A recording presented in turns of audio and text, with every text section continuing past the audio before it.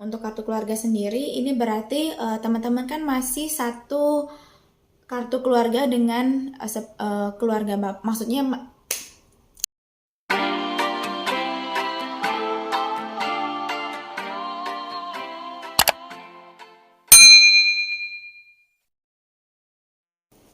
Hai guys, welcome back to my YouTube channel. Jadi hari ini aku akan bahas tentang dokumen-dokumen apa saja yang teman-teman perlukan kalau teman-teman akan menikah dengan warga negara asing. Oke, kita langsung lanjut untuk dokumen yang dari sisi mempelai wanita terlebih dahulu ya. Dan memang ini agak panjang untuk step-stepnya. Kalau misalkan teman-teman takut ribet, teman-teman bisa cek melalui website atau bisa catat juga untuk dokumen apa saja yang nantinya diperlukan. Yang pertama, tentunya sebagai warga negara Indonesia yang baik, teman-teman sudah punya KTP dong. Nah, nanti teman-teman silahkan fotokopi KTP-nya. Oke, untuk yang kedua, teman-teman bisa fotokopi akte kelahiran teman-teman. Kemudian yang ketiga, bisa fotokopi kartu keluarga. Untuk dokumen yang keempat, nanti silahkan kalian minta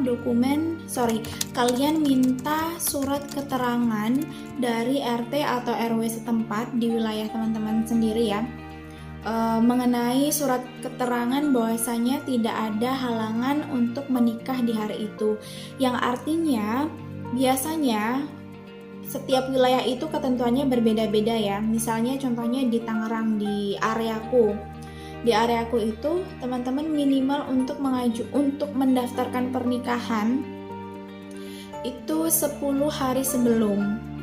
Itu maksimal ya. Jadi itu udah paling cepat itu adalah 10 hari sebelum. Jadi kalau misalkan ternyata teman-teman menikahnya besok baru daftar sekarang gitu, nah itu yang nggak bisa. Karena apa? Karena dokumen itu nantinya kan akan diproses terlebih dahulu oleh pihak kelurahan, oleh pihak kecamatan, dan juga oleh pihak kedutaan. Apalagi kan teman-teman menikahnya dengan warga negara asing. Oke, yang selanjutnya kita berarti yang kelima ya. Teman-teman silahkan mengisi formulir, itu adalah N1, N2, N3, N4. Nah, untuk N3 sendiri itu formulirnya diisi kalau teman-teman melangsungkan pernikahannya di KUA. Ingat ya, untuk yang N3 kalau teman-teman melangsungkan pernikahannya di KUA. Tapi pada saat itu aku melangsungkan pernikahannya di rumah.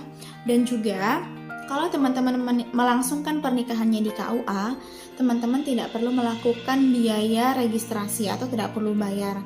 Dan untuk pembayarannya sendiri mungkin di setiap wilayah beda-beda ya. Pada saat itu aku melakukan pendaftaran itu aku harus melakukan pembayarannya 650.000 karena aku melangsungkan pernikahannya di rumahku sendiri. Oke, untuk data selanjutnya adalah berarti yang tadi yang ke berapa? KTP, akte, KK, surat keterangan dari RT RW, mengisi formulir. Berarti sekarang yang ke-6 ya. Untuk yang ke-6 adalah melengkapi data orang tua. Data orang tua itu sendiri teman-teman harus meminta KTP ke orang tua teman-teman, baik dari bapak ataupun dari ibu. Nanti silakan difotokopi. Dan juga teman-teman silakan minta buku nikah bapak dan buku nikah ibu nanti juga difotokopi. Yang nomor 7 selanjutnya adalah data dari saksi. Data dari saksi sendiri itu berupa KTP, nanti untuk KTP-nya bisa difotokopi. Dan kalau misalkan teman-teman punya kartu pajak ya, apa yang bilangnya aku lupa lagi, nanti silakan difotokopi juga. Yang terakhir itu prenup, pranikah. Jadi nanti bisa diserahkan juga ke pihak kelurahan setelah teman-teman melengkapi data prenupnya itu. Dan kebetulan kemarin pada saat aku nikah, aku nggak pakai prenup. Oke, untuk yang terakhir teman-teman harus menyediakan pas foto. Tentunya teman-teman udah tahu ya, untuk pas fotonya latar belakangnya biru. Untuk ukurannya 2x3 dan 4x6, masing-masing 4 lembar. Oke, itu tadi semua adalah dokumen yang perlu mempelai wanita siapkan untuk mendaftarkan pernikahannya di KUA. Lanjut ya, kita sekarang ke mempelai prianya dari sisi warga negara asingnya.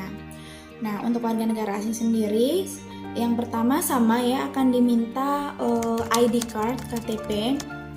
Tergantung dari negaranya dia punya ID card asli atau enggak, atau bisa fotokopi pasportnya si mempelai prianya ini. Kemudian yang kedua, fotokopi akte kelahiran. Oh ya teman-teman, sebelum lanjut, jadi mohon di-note ya, untuk warga negara asing ini, semua dokumennya itu harus ditranslatekan ke bahasa Indonesia yang tersumpah ya. Penerjemah tersumpah. Nantinya itu akan diinformasikan juga oleh pihak KUA ketika teman-teman mendaftarkan masih dalam berbahasa Inggris gitu. Jadi nanti teman-teman bisa search juga untuk untuk kontak penerjemah tersumpah. Pada saat itu aku di Jakarta, jadi untuk satu dokumen itu 100.000. Jadi misalkan teman-teman yang ditranslate contohnya kakak, nah berarti kalau cuma kakak aja yang ditranslate ke bahasa Indonesia berarti 100.000. Tapi kalau misalkan lebih dari itu ya sesuai dengan dokumen yang ditranslatekan gitu. Yang selanjutnya, by the way untuk orang luar negeri mereka nggak punya akte ya, jadi di luar negeri mereka tidak punya kakak, jadi tidak diminta kakak. Yang selanjutnya adalah CNI. Banyak banget teman-teman sekarang ini, khususnya pada masa pandemi ya, yang menunda pernikahannya dikarenakan rata-rata kedutaan warga negara asing yang ada di Indonesia itu tutup gitu. Karena apa? Sebelum menikah mereka itu wajib punya CNI, yaitu surat keterangan single dari kedutaan suami yang ada di Indonesia. Nah, untuk CNI ini sendiri pun nanti juga wajib ditranslatekan ke dalam bahasa Indonesia ya teman-teman. Karena tadi seperti aku bilang, semua dokumen itu wajib ditranslatekan ke dalam bahasa Indonesia dengan penerjemah tersumpah. Nah, itu tadi yang ketiga ya. Yang keempat adalah surat keterangan, ini sama juga mintanya di kedutaan, surat keterangan suami tidak dalam status menikah. Yang artiannya misalkan kalau dia ternyata duda, berarti dia harus melampirkan surat keterangan dudanya gitu. Next ya, untuk dari dokumen yang dari sisi mempelai prianya, yang selanjutnya, oh ya, kalau misalkan ternyata pasangan teman-teman ini adalah non muslim ya, wajib melampirkan surat keterangan mu'alaf. Waktu itu juga suamiku melampirkan surat keterangan mu'alaf.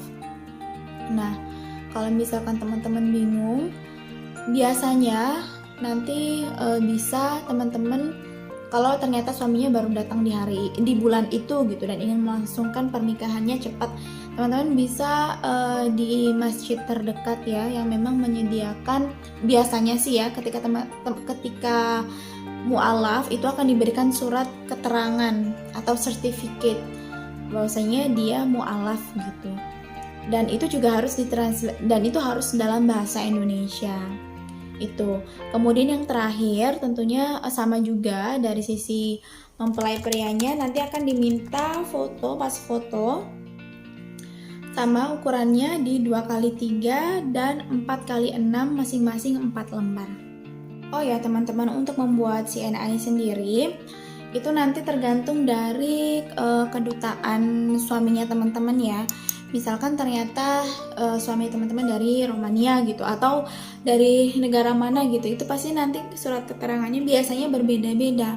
Kemarin suamiku itu datang ke kedutaan Romania yang di Jakarta, dia cuma diminta paspor asli, tapi kalau aku cek di website imigrasi itu dia wajib bawa pasportnya dia, paspor asli, akte kelahiran, terus alamat domisili di sini, terus sama visa.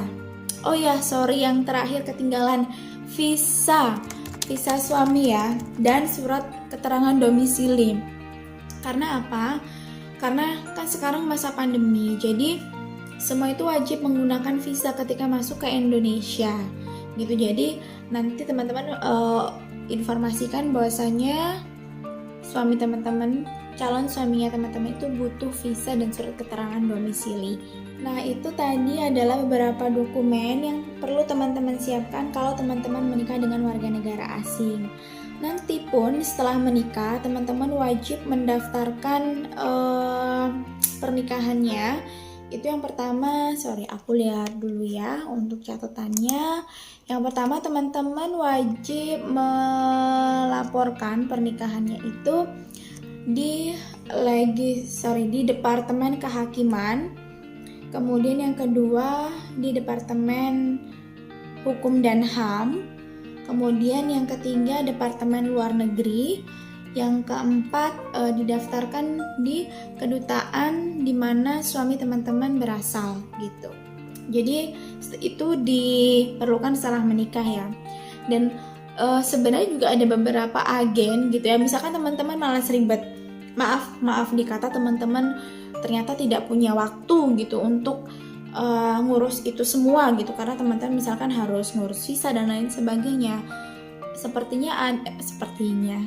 Kayaknya ada agen yang bisa bantu itu, tapi pasti itu nggak gratis ya, alias bayar. Nah, itu tadi semua dokumen-dokumennya. Jadi memang agak ribet. Tapi sebenarnya itu adalah baru permulaan, karena nantinya ketika teman-teman berada di negara suami tinggal, misalnya teman-teman sudah di UK gitu, teman-teman akan ngurus yang lainnya lagi. Jadi jangan pantang menyerah ya, dijalani aja, karena memang semuanya itu kan butuh proses, tidak ada yang instan.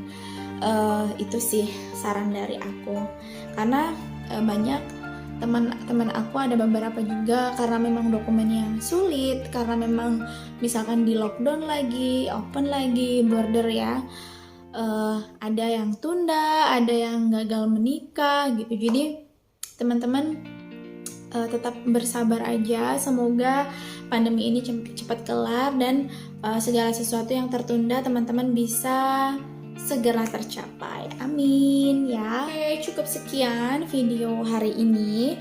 Kalau misalkan aku ada salah informasi ataupun ada kekurangan informasi, boleh teman-teman bantu tambahi di komentar di bawah ya. Dan juga jangan lupa like, comment, share, dan turn on the notification. Bye.